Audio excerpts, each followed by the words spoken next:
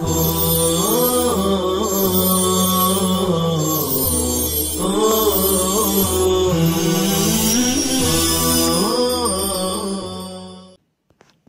اللہ الرحمن الرحیم الحمد للہ رب العالمین والعاقبۃ للمتقین والصلاة والسلام علی رسولہ محمد وعلی آلہ وصحبہ اجمعین اما بعد فقد قال تعالی اعوذ باللہ من الشیطان الرجیم بسم اللہ الرحمن الرحیم يا أيها الناس أنتم الفقراء إلى الله والله هو الغني الحميد. محترم سامعین، السلام علیکم ورحمۃ اللہ وبرکاتہ۔ کل کے درس میں اخیر میں یہ بات عرض کی گئی تھی کہ غریبی کا گھاؤ بہت گہرا ہوتا ہے، مگر یہ بھی تو دیکھیے کہ غریبوں کے غمخوار آقا کس طرح غریبوں کا درد بانٹتے نظر آتے ہیں۔ تو آئیے ہم واقعات کی روشنی میں دیکھتے ہیں کہ اللہ کے نبی صلی اللہ علیہ وسلم کس طرح غریبوں کا درد بانٹتے تھے۔ رسول اللہ صلی اللہ علیہ وسلم جب مدینہ طیبہ میں تھے اور آپ پر عید الاضحیٰ کے روز قربانی کرنے کا حکم آیا تو آپ 2 جانور منگواتے ہیں، ایک اپنی جانب سے قربان کرتے ہیں اور دوسرا جانور اس نیت سے ذبح فرماتے ہیں کہ اے اللہ میری امت کے ان لوگوں کی جانب سے یہ قبول فرما جنہیں قربانی کرنے کی استطاعت حاصل نہیں۔ اس حدیث سے یہ بات واضح طور پر معلوم ہوتی ہے کہ آپ ایسے امتیوں کے بارے میں کتنے مشفقانہ جذبات و احساسات رکھتے تھے اور انہیں اپنی خوشیوں میں کیسے شریک فرمایا کرتے تھے۔ اسی طرح کا ایک واقعہ ہے کہ مدینہ طیبہ کی ایک گلی سے ہمارے کریم آقا صلی اللہ علیہ وسلم گزر رہے تھے کہ ایک بچی روتی ہوئی نظر آئی۔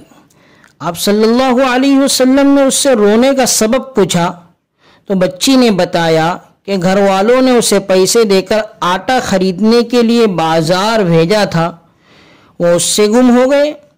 رحمت دو عالم صلی اللہ علیہ وسلم نے اسے اپنے پاس سے آٹا دلوا دیا، لیکن وہ پھر بھی چپ نہ ہوئی تو آپ صلی اللہ علیہ وسلم نے اس کے آنسو پونچھتے ہوئے دوبارہ رونے کی وجہ دریافت فرمائی تو اس نے بتایا گھر والے مجھ سے ناراض ہوں گے کہ دیر سے آئی ہے۔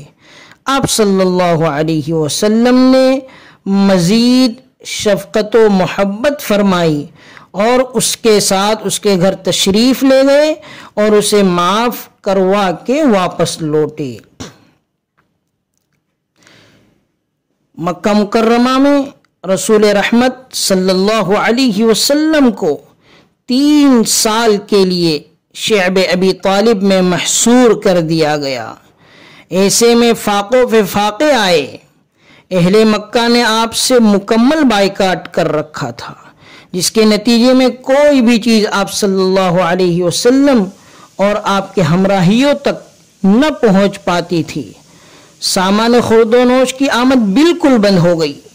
باہر سے قافلے جو غلہ وغیرہ سامان لے آتے تو مشرکین کی کوشش ہوتی کہ لپک کر پہلے ہی خرید لے، کہیں اس گھاٹی کے محصورین کے ہاتھ کوئی چیز نہ لگ جائے۔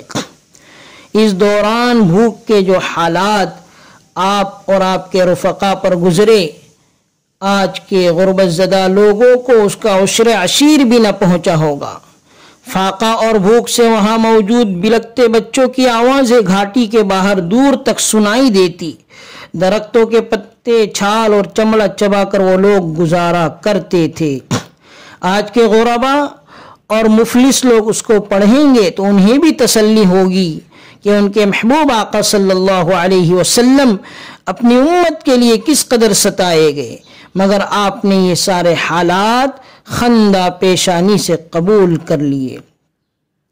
رسول اللہ صلی اللہ علیہ وسلم کے بعد آپ کے خلفاء کا بھی یہی حال رہا کہ اپنے نمونے عمل سے غربا کی دلجوئی کرتے رہے اور انہی جیسا طرز عمل رکھا، آسائشوں اور راحتوں کے سامان سے دور اور بے خبر رہے۔ حضرت ابو بکر رضی اللہ تعالیٰ عنہ کے دسترخوان پر ایک مرتبہ کھانے کے ساتھ حلوہ رکھا گیا۔ آپ بیت المال سے اپنے گھر کے لیے چونکہ بہت محتاط خرچ لیتے تھے، جس سے بمشکل زندگی بسر ہوتی تھی۔ آپ نے پوچھا یہ کہاں سے آیا؟ بتایا گیا کہ روزانہ کے خرچ سے چند روز کچھ بچا لیا گیا، جس سے آج یہ میٹھا بنا لیا ہے۔ فرمایا اس کا مطلب یہ ہے کہ جتنا بچایا جاتا ہے وہ زائد ہے، وہ اضافی ہے، لہذا اس قدر کم کر دیا تاکہ امت کے غرباء اور عام طبقے سے امیر المؤمنین کا خرچ اور گزران زیادہ نہ ہو۔ اسی طرح کے واقعات حضرت عمر رضی اللہ تعالیٰ عنہ، حضرت عثمان غنی رضی اللہ تعالیٰ عنہ اور حضرت علی رضی اللہ تعالیٰ عنہ کی بھی کتابوں میں موجود ہے۔ اور یہ بھی دیکھیے کہ حضور صلی اللہ علیہ وسلم کی سب سے چھوٹی صاحبزادی سیدہ فاطمہ رضی اللہ عنہا اپنے گھر میں بیٹھی چکی پیس رہی ہیں، پانی کا مشکیزہ بھر کے کندھے پر اٹھا کر لا رہی ہیں۔ اس مشقت کے سبب بدن پر نشانات ثبت ہو گئے ہیں۔ پھر ایک روز گھر کے لیے ایک خادم مانگنے جو اپنے شفیق ابا کے حضور گئیں تو آپ نے آخرت میں بلند درجے پانے کے لیے تسبیحات بتا دی، جنہیں آج تک اسی وجہ سے تسبیحات فاطمی کہا جاتا ہے، اور اس غریبانہ طرز زندگی پر صبر کی تلقین فرما کر رخصت فرما دیا۔ ان مذکورہ بالا واقعات سے ہمارے اس دور کے غرباء اور مفلسوں کو سبق اور حوصلہ لینا چاہیے، اور بیکار باتیں سوچنے کی بجائے کوئی کارآمد اور بامقصد فکر یا نتیجہ اخذ کرنا چاہیے۔ اس کے علاوہ یہاں تصور کا ایک اور رخ بھی ہمارے سامنے آتا ہے، وہ یہ ہے کہ دور نبوی اور عہد صحابہ رضی اللہ عنہم کے اغنیاء اور اصحاب ثروت بھی ایسے تھے کہ وہ غرباء کا خاص خیال رکھتے تھے اور صبح و شام اپنے اموال ناداروں میں، غریبوں میں، مساکین میں بانٹتے اور خیرات کرتے دکھائی دیتے تھے۔ جہاں مذکورہ بالا واقعہ سے غرباء کو سبق پانا ضروری ہے، وہاں درج ذیل باتوں سے ہمارے دولت مند طبقے کو بھی شعور کی چمک حاصل کرنا از حد لازم ہے، تاکہ معاشرے میں اعتدال اور توازن کی خوبصورتی برقرار رہے اور امیر امیر تر اور غریب غریب تر ہوتا دکھائی نہ دے۔ دلے کسی نے کیا خوب کہا ہے، دلے بیتاب کو یہ کہہ کے سنبھالا شب غم، دل بیتاب کو یہ کہہ کے سنبھالا شب غم، ٹھہرو اب صبح کے آثار نظر آتے ہیں۔ حضرت عثمان غنی رضی اللہ تعالیٰ عنہ نے ایک بار سنا کہ اہل بیت رسول 4 دن سے فقر و فاقہ میں ہیں۔ آپ کی آنکھوں میں آنسو آ گئے، فوراً گھر سے کھانے کا بہت سا سامان اور دراہم وغیرہ لا کر پیش کر دیے۔ اس پر حضور نبی کریم صلی اللہ علیہ وسلم بہت خوش ہوئے اور دعائیں دی۔ حضرت طلحہ رضی اللہ تعالی عنہ بڑے مالدار ہونے کے ساتھ بے حد سخی بھی تھے اور غریبوں کی بے پناہ ہمدردی حضرت طلحہ رضی اللہ تعالی عنہ فرمایا کرتے تھے۔ غزوہ تبوک کے موقع پر جب مسلمان عسرت اور تنگی کا شکار تھے، اس وقت آپ دربار رسالت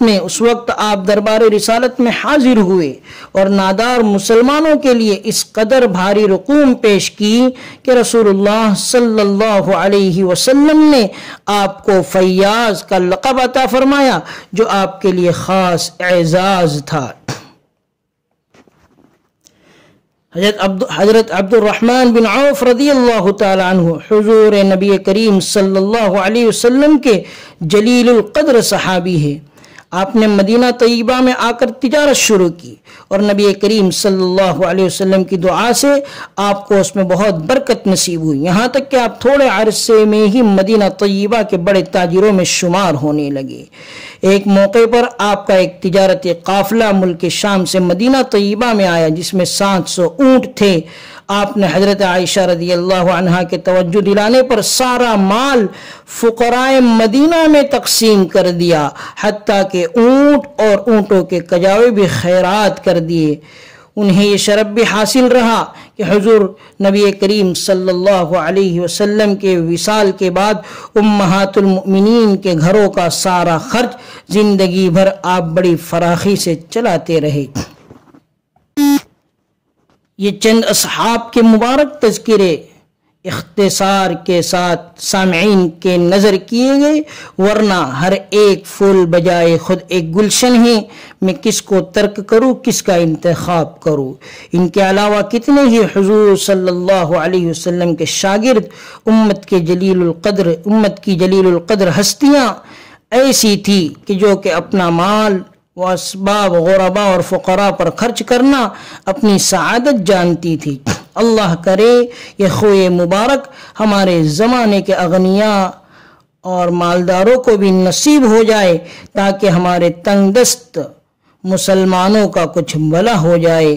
جن سے مل کر زندگی سے عشق ہو جائے وہ لوگ آپ نے دیکھے نہ ہوں گے مگر ایسے بھی ہیں۔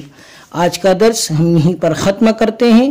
کل سے انشاءاللہ العزیز برکت رزق کے جو اسباب ہیں اور 20 مستند اسلامی جو نصیحتیں ہیں، کل سے انشاءاللہ ہم وہ شروع کریں گے۔ اخیر میں اللہ تبارک و تعالیٰ سے دعا ہے کہ اللہ تبارک و تعالیٰ ہم سب کو عمل کی توفیق عطا فرمائے۔ وصلی اللہ علی النبی الکریم وآخر دعوانا ان الحمد للہ رب العالمین۔